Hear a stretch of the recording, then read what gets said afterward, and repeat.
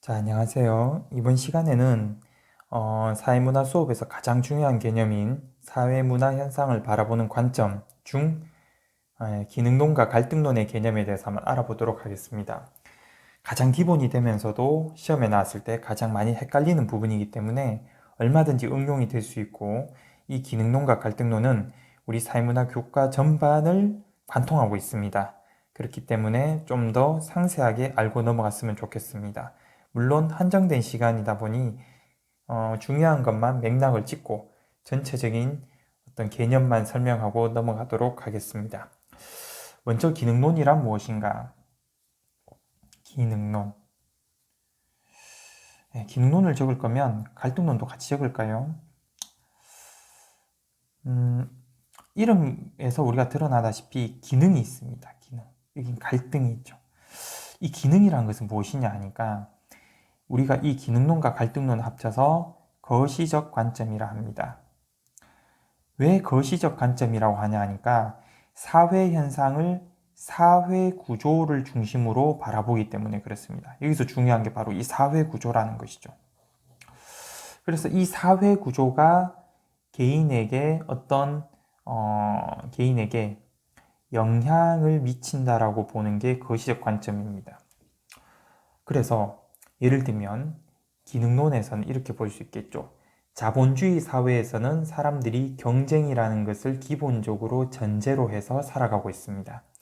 여러분들 인생이 다 경쟁이죠. 시험이라든가, 맞죠? 연애도 그렇고, 운동도 그렇고, 모든 게 경쟁입니다. 그러니까 이 자본주의 사회에서는 경쟁이 당연한 거야. 왜? 그러한 사회 구조에 우리는 영향을 받고 살아가고 있기 때문이야. 이렇게 보는 겁니다. 하지만 갈등론은 어떻습니까? 그러한 사회 구조가 잘못되었다라고 보는 것이죠. 즉, 자본주의 시스템 자체가 잘못되었다라고 보는 게 갈등론입니다. 됐습니까? 그래서 여러분들 공부를 좀 편안하게 쉽게 하려는 학생들은 어떻게 이해했습니까? 기능론, 긍정적이야. 갈등론, 부정적이야. 이렇게 이해하고 넘어간 학생도 있겠죠. 어, 그게 맞는 개념이냐? 이렇게 본다면, 꼭 틀린 개념도 아닙니다. 왜? 이 갈등론이라고 하면은 꼭 알아야 되는 학자가 있죠. 누굽니까? 마르크스. 이 마르크스는 어떻습니까? 자본주의에 대해서 굉장히 부정적입니다. 일단 갈등론을 먼저 설명하고 기능론을 설명할까요? 아닙니다. 기능론 먼저 하죠. 순서대로 하죠.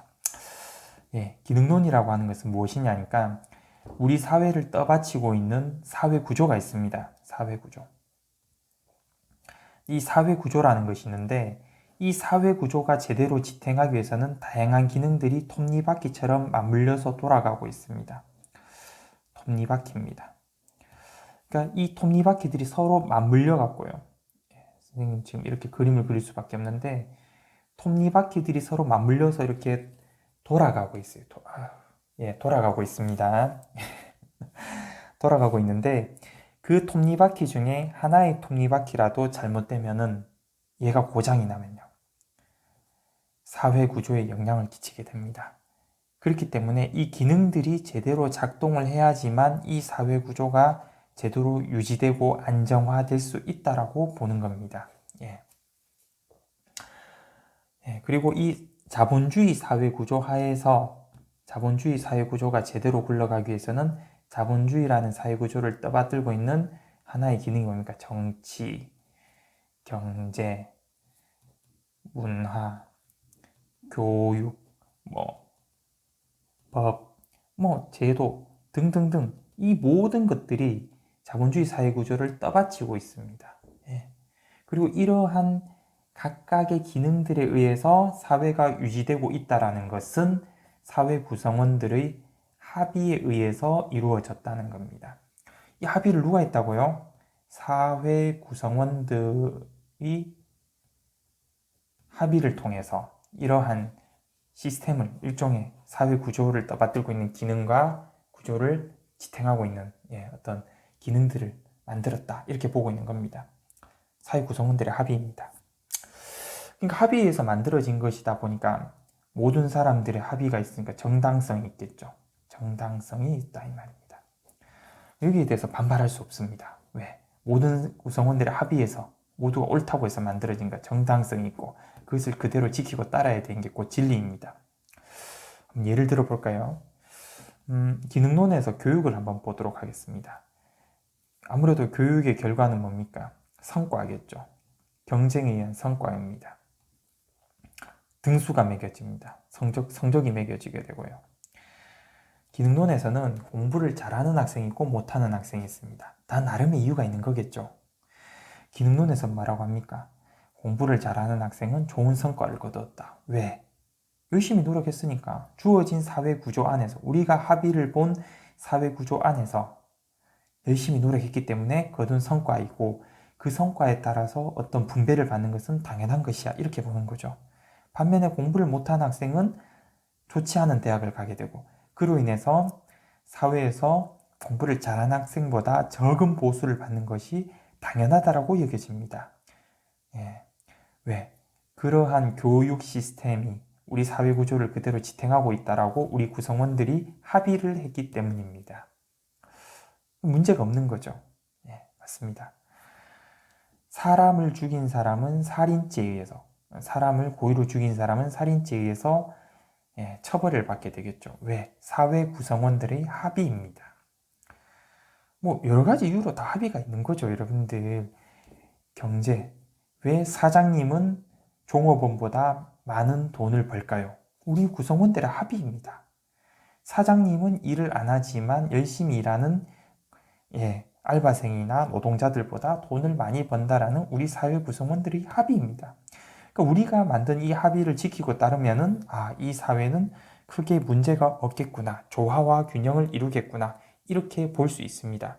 그리고 이 각각의 기능들은 어떻습니까? 서로 다 아까 톱니바퀴로 선생님이 맞물려 있다 그랬죠. 그렇기 때문에 전부 다 상호 의존적이다. 시험에 보면 상호 의존적이다 이런 표현이 많이 나오죠. 어디 하나에 문제가 생기면은 다 영향을 미치게 되어 있다. 상호 의존적이다. 그래서 기능론에서는 이러한 시스템을 사회유기체설에서 입각하여 사회유기체설에 입각해서 이해하려고 합니다. 사회도 유기체처럼 살아있는 생명체다 이렇게 보는 겁니다. 이 중에 하나라도 잘못되면요 다 문제가 생긴다 이렇게 보는 거죠. 상호 의존적이어서. 우리 몸도 그렇습니다. 지금 선생님 팔에 지금 파스를 붙이고 있는데 이 손에 파스 하나 붙이고 있는 것 때문에 얼마나 불편합니까? 무거운 걸 못 들겠죠. 운동을 못 하게 됩니다. 운동을 못 하게 되면 어떻게 되겠습니까? 몸에 살이 찌겠죠. 살이 찌면 어떻게 됩니까? 돼지란 말은 좀 그렇고 살이 찌게 되겠죠. 성인병에 걸리게 됩니다. 성인병이 지속되면 어떻게 됩니까? 암에 걸릴 수 있고요. 일찍 단명할 수 있습니다. 단순히 손목에 파스 한 장 붙였을 뿐인데 암 걸려서 죽는 것까지 논리가 가버렸죠. 결국 우리 몸은 다 연결고리처럼 다 상호 의존적이라는 겁니다. 우리 사회도 그렇다는 거죠. 우리 몸처럼 뭔가 하나의 기능이 잘못되면은 사회 구조가 삐그덕될 수 있다라는 것입니다. 말을 많이 했더니 목이 좀 아픈데 그러니까 사회는 이 기능들이 제대로 작동하기만 하면 잘 굴러간다는 겁니다. 사회는 잘 굴러갑니다. 제 기능을 제대로 하고 있기 때문에. 그런데 간혹 어떤 문제가 발생하냐니까 사회 문제가 발생하게 됩니다. 이 사회 문제는 왜 발생하는가? Why? 왜 발생하는가? 기능론에 따르자면요, 이 기능들이 제대로 작동하고 있으면은 아무런 문제가 없어야 됩니다. 그런데 사회 문제가 발생합니다. 왜? 왜 그럴까? 그거는 이 기능의 문제일 수도 있지만 개인의 문제라는 겁니다. 이 사회 구조가 잘못돼서 그런 것이 아니고 자본주의 사회 구조의 문제 때문에 잘못된 것이 아니고 즉 구조의 문제가 아니고 이게 핵심입니다. 부분의 문제이다. 또는 개인의 문제이다. 이렇게 본다. 예를 들어 볼까요? 학교에서 학교 폭력으로 보겠습니다. 학교 폭력 또는 부적응 이거 왜 발생하는가? 기능론에서 이렇게 얘기하죠. 구조의 문제가 아니야. 대한민국 교육 시스템의 문제가 아니야. 자본주의 문제가 아니야. 즉 뭡니까? 부분의 문제라고 했죠. 개인의 문제라고 했죠. 그 학교 내부의 문제, 학교 내부의 문제, 학교 자체가 문제가 있는 거예요. 또는 특히 더 강조하는 뭡니까? 개인의 문제입니다. 특히 개인의 문제. 이게 중요한 거죠. 개인의 문제라는 겁니다. 개인이 부적응하거나 개인이 일탈해서 그렇다라고 보는 겁니다. 사회 시스템을 갖다가 무너뜨리고 어기고 있는 겁니다. 그렇기 때문에 이 사회 문제를 어떻게 해결해야 되겠습니까? 사회 구조를 건드리면 안 되겠죠. 구조의 문제가 없으니까. 그럼 뭡니까? 부분과 이 개인을 갖다가 교화시키면 되는 겁니다. 즉, 이 개인을 어떻게 하면 되겠습니까? 교화를 시키면 됩니다. 근데 교화라는 표현이 좀 그렇죠? 그래서 우리가 수업 시간에 배운 좋은 말로 뭐라고 합니까? 재사회화 시키면 됩니다. 즉, 개인의 문제가 뭡니까? 사회화의 문제이다. 이 사회에 잘 적응되는 인간이 되라고 사회화를 시키는데 얘가 사회화가 안 되는 거예요. 그러니까 어떻게 합니까? 재사회시키면 되죠. 끝입니다. 그래서 이렇게 문제를 보고 있다.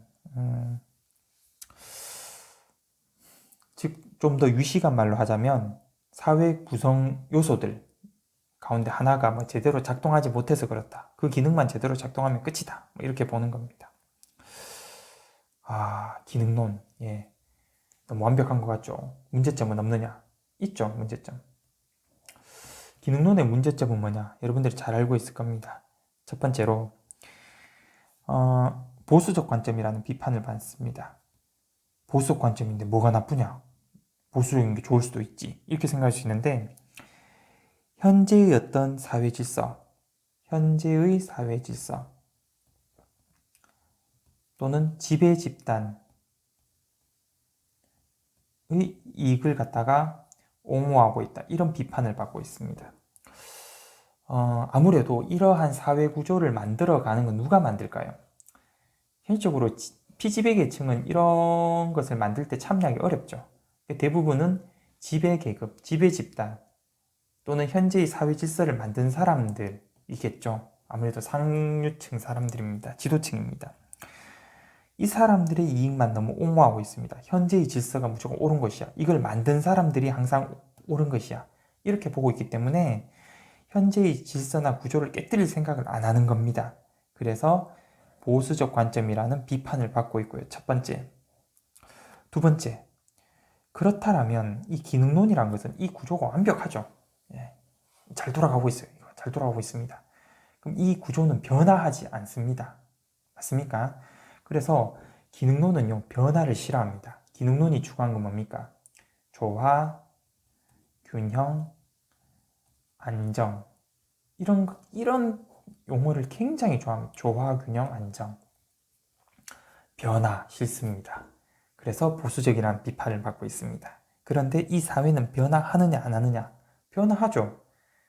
그래서 우리가 조선에서 구한말을 거쳐서 이제 현대사회로 넘어오면서 뭐 예를 들면 뭐 갑오개혁도 있었고요. 사회가 엄청나게 변화한 혁명적인 사건들이 많았습니다. 또는 뭐 4.19 혁명도 있었고요. 예, 그러한 혁명이라든가 개혁을 통해서 사회가 엄청나게 변화했습니다. 그러한 어떤 우리 사회에서 나타나는 개혁이라든가 변화 또는 뭐 갈등 이런 것들을 설명하기 어렵다 이 말입니다. 설명하기 X라고 해서 설명이 안 된다기보다는 설명하기 어렵다라는 겁니다. 우리 사회에서 이런 많은 부분들이 나타나고 있음에도 불구하고 설명이 잘 안 된다라는 거죠. 선생님이 짧은 시간에 이 기능론에 대해서 잠깐 설명해 봤습니다. 예. 다음 차시에서는 선생님이 갈등론에 대해서 간단하게 설명해 주도록 하겠습니다.